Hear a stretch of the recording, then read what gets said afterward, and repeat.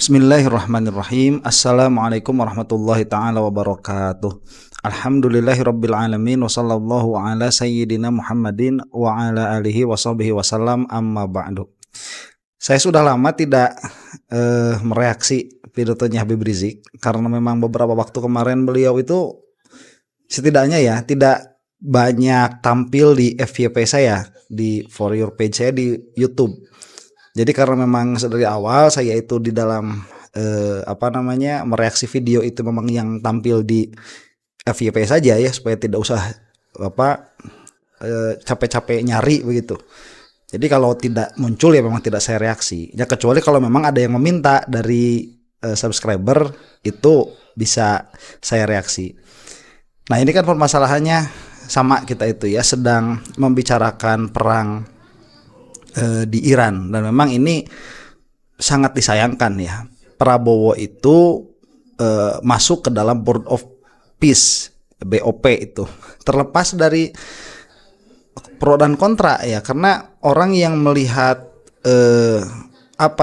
Amerika sedang menggila, kemudian melihat Indonesia itu sedang dalam keadaan serba salah begitu ya, karena sangat sulit dianggap non-blok saat ini, itu ada memaklumi pilihannya Prabowo begitu atas dasar kestabilan politik dalam negeri.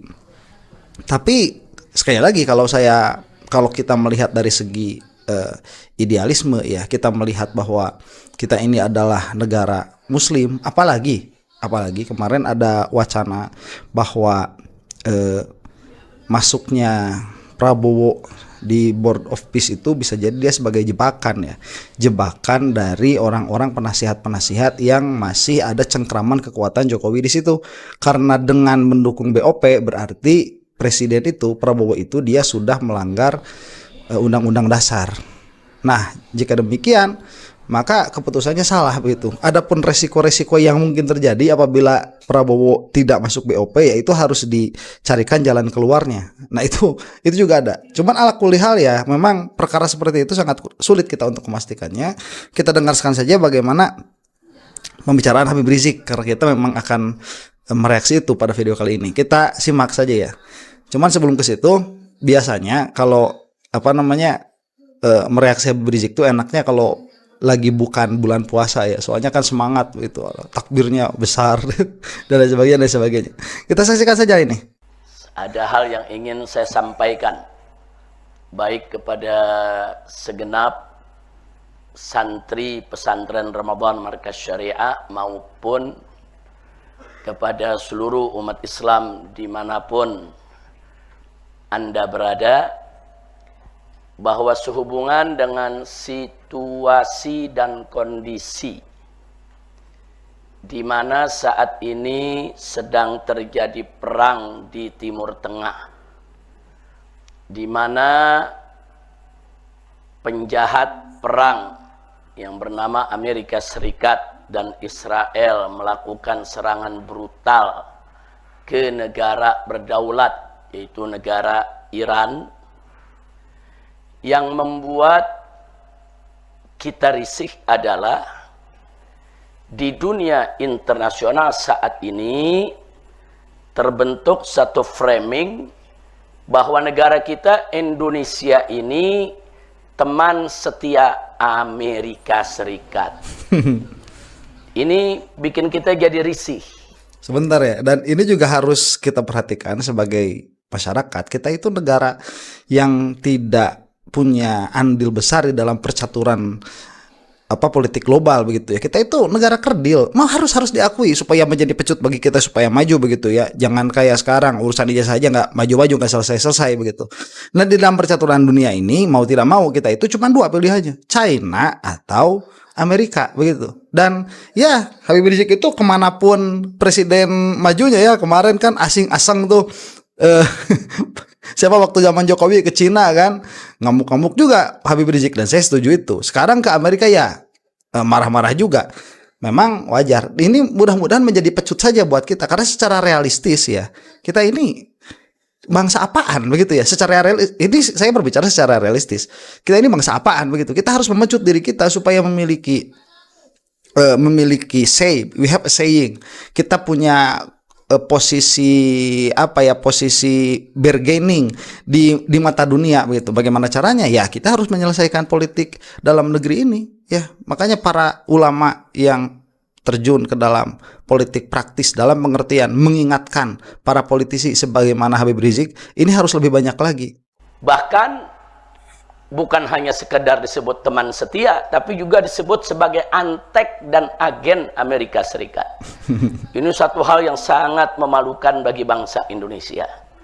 Bangsa Indonesia sejak kemerdekaan 17 Agustus 1945 yang dalam pembukaan konstitusinya sudah mendeklarasikan untuk menghapuskan penjajahan di atas muka bumi ini, dan selama ini Indonesia selalu berada di posisi yang sangat bagus dalam pergaulan internasional, tidak pernah mendukung penjajahan atau mendukung negara-negara penjajah yang berbuat brutal dan zalim.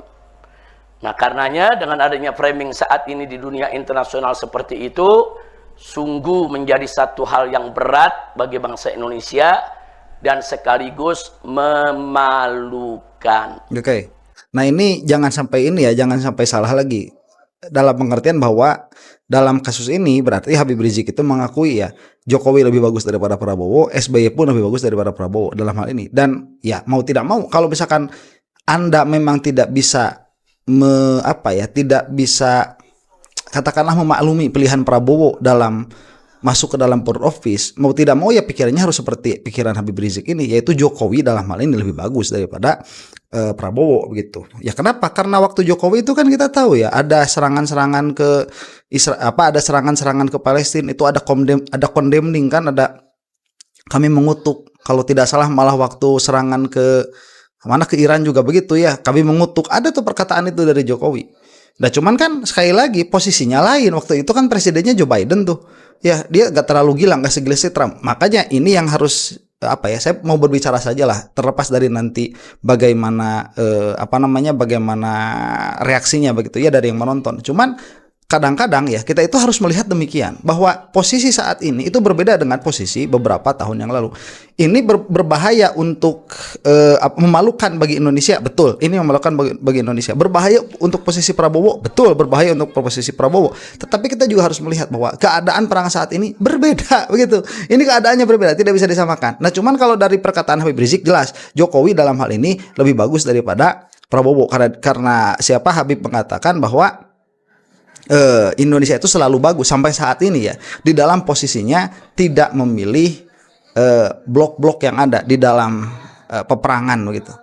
Nah, kenapa bisa terbentuk framing kalau Indonesia ini menjadi teman setia Amerika Serikat, antek dan agen Amerika Serikat, padahal Amerika Serikat ini penjahat perang, selalu melakukan kejahatan perang yang luar biasa, baik dulu di Irak, di Afghanistan, di Somalia, begitu juga mendukung genosida terhadap masyarakat Palestina yang ada di Gaza yang dilakukan oleh Israel, saudara. Artinya dunia tahu Amerika ini mafia besar, preman internasional, penjahat kemanusiaan Amerika Serikat ini.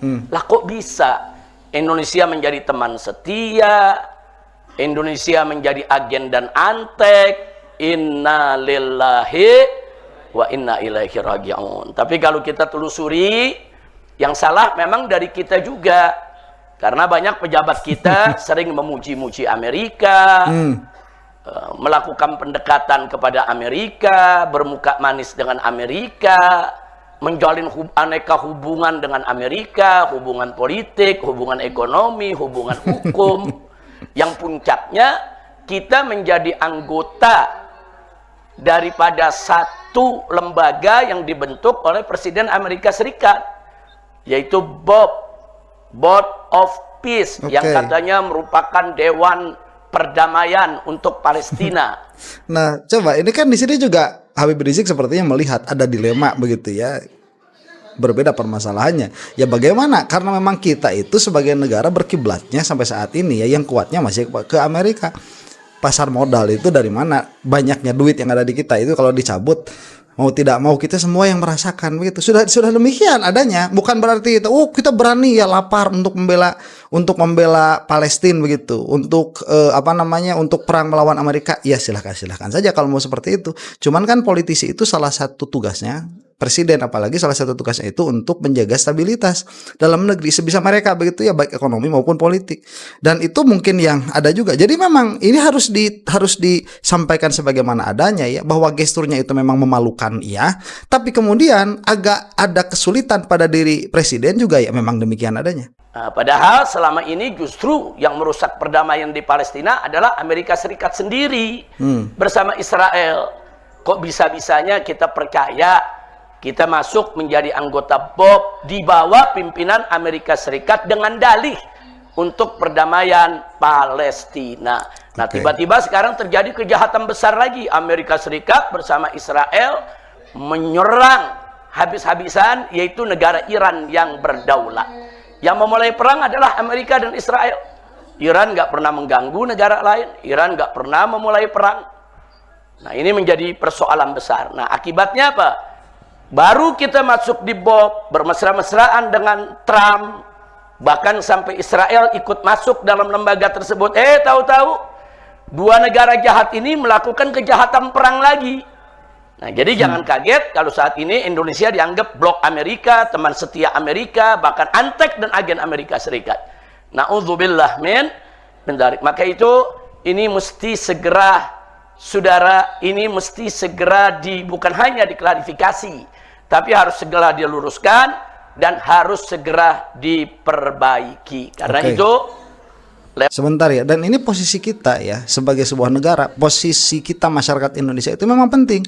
Jadi meskipun ya kita itu maklumi misalkan, oh iya maklumlah Prabowo masuk BOP karena ada ancaman atau misalkan ada ada ultimatum dari Amerika bla bla bla begitu ya. Meskipun kita itu mewajarkan dalam pengertian mengerti, memahami alasan Prabowo kalau untuk orang yang memahami begitu ya. Tapi tetap permasalahan ini adalah permasalahan yang penting untuk dibahas, dan kita sebagai masyarakat harus menunjukkan bahwa kita tidak setuju dengan apa yang dilakukan oleh Prabowo. Itu harus disuarakan begitu. Kenapa? Karena pada akhirnya ya seperti negara Amerika sendiri, kita kan melihat bahwa perang yang diinisiasi oleh Amerika sekarang dalam hubungannya dengan Israel untuk menyerang Iran, itu kan mayoritas masyarakat Amerika tidak setuju, dan kita melihat hal itu, dan kita sebagai civil society melihat bahwa ini memang kerjaan setan pemerintah Amerika begitu. Ini bukan keinginan mayoritas warga Amerika, dan ini penting juga untuk kita bangsa Indonesia, meskipun pada kenyataan pahitnya begitu pemerintah kita yaitu Pak Prabowo itu sudah memutuskan akan berada di mana, yaitu masuk kepada BOP, tapi kita sebagai masyarakat harus menyuarakan itu adalah keputusan yang buruk begitu. Meskipun sekali lagi di dalam politik dalam negerinya kita itu bisa memaklumi, kalaupun mau memaklumi atau memang bukan mau memaklumi, memang bisa dimaklumi begitu. Prabowo ada di situ, tapi suara ketidaksetujuan kita atas apa yang dilakukan oleh presiden itu harus disuarakan. Saya rasa demikian. Lewat majelis ini, melalui daripada kuliah umum di Markas Syariat, Pondok Pesantren Markas Syariat, di bulan Ramadan yang mulia ini, saya dan kawan-kawan ingin menyampaikan secara tulus, secara ikhlas, dari hati yang mendalam kepada Bapak Presiden Republik Indonesia yang kita hormati, yaitu Bapak Haji Jenderal Prabowo Subianto, hafizahullah ta'ala wa ra'ahu wa hadahu ila siratihil mustaqim. Amin. Semoga beliau mendapatkan taufik dan hidayah dari Allah subhanahu wa ta'ala, ditunjukkan ke jalan yang lurus, jalan yang benar, jalan yang bisa terus menjaga harkat dan martabat bangsa serta negara Indonesia. Amin. Amin ya rabbal alamin. Amin. Nah, di sini nasihat yang ingin kita sampaikan untuk Bapak Presiden kita, yaitu 5 perkara haram. 5 perkara haram yang wajib segera dijauhkan oleh Presiden Republik Indonesia. Oke. Ini apa saja 5 perkara haramnya ini kita akan bahas saja di video yang lain karena ini siang ya. Ini kalau terlalu lama akan yalah ada sesuatu begitu ya. Jadi tidak bisa terlalu lama. Demikian dulu, mudah-mudahan kita semua ada dalam maghfirah Allah Subhanahu wa taala. Wallahu taala a'lam bishawab. Assalamualaikum warahmatullahi taala wabarakatuh.